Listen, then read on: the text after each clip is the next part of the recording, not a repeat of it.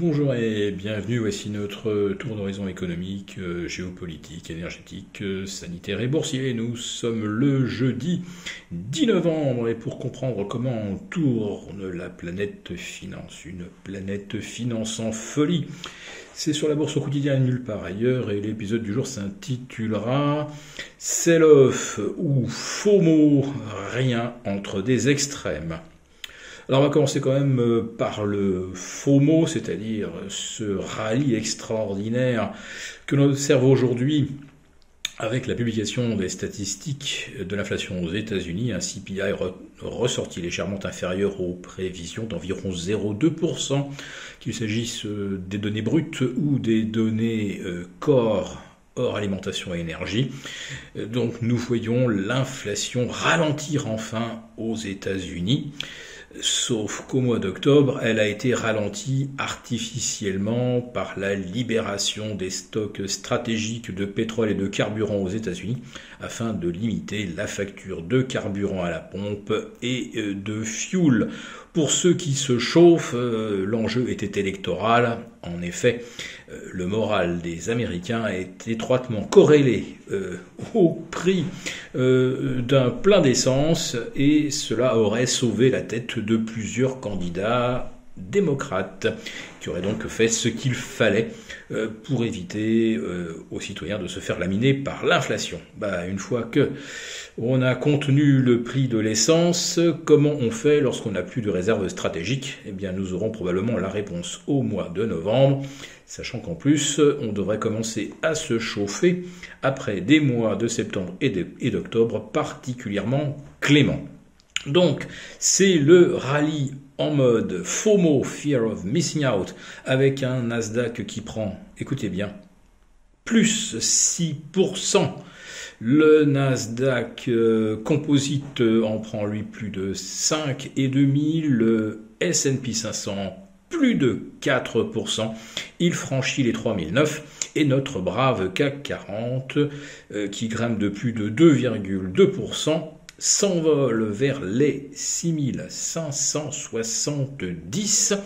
Il prend 180 points par rapport au plus bas du jour et il prend maintenant un peu plus de 920 points depuis ses planchers du 29 septembre ou du 13 octobre dernier.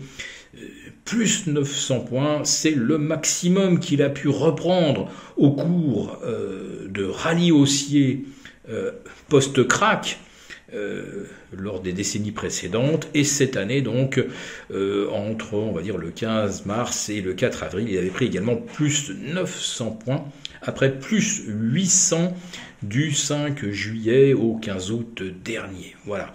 Donc les opérateurs font comme si d'un seul coup l'inflation cessait d'être un souci, alors qu'elle est encore à près de 8 aux États-Unis. Certes, elle ralentit.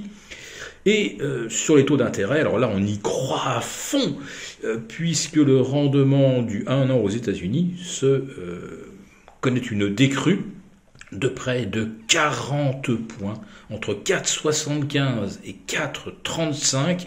Autrement dit, l'objectif final des taux de la Fed ne serait plus de 5% et plus, mais se situerait entre 4,5, 4,70. Voilà, nous sommes en plein miracle boursier, à tel point que le CAC 40 ne perd plus que 8,5% depuis le 1er janvier, c'est la même chose pour le Dow Jones.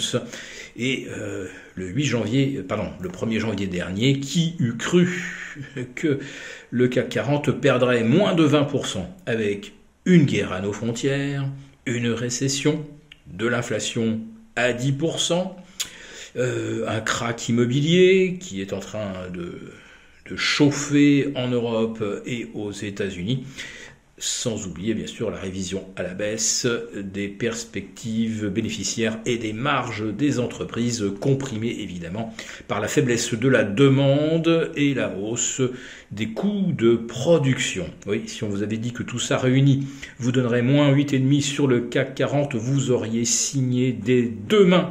Tout de suite, même chose pour le Dow Jones. En ce qui concerne le dollar, eh bien, il chute. Là aussi, les cambistes ont l'air d'y croire. La Fed va se montrer soudain beaucoup plus accommodante. Et nous voyons l'euro s'envoler vers 1,01 et demi. Et nous pensons que le prochain objectif pourrait se situer vers 1,0350.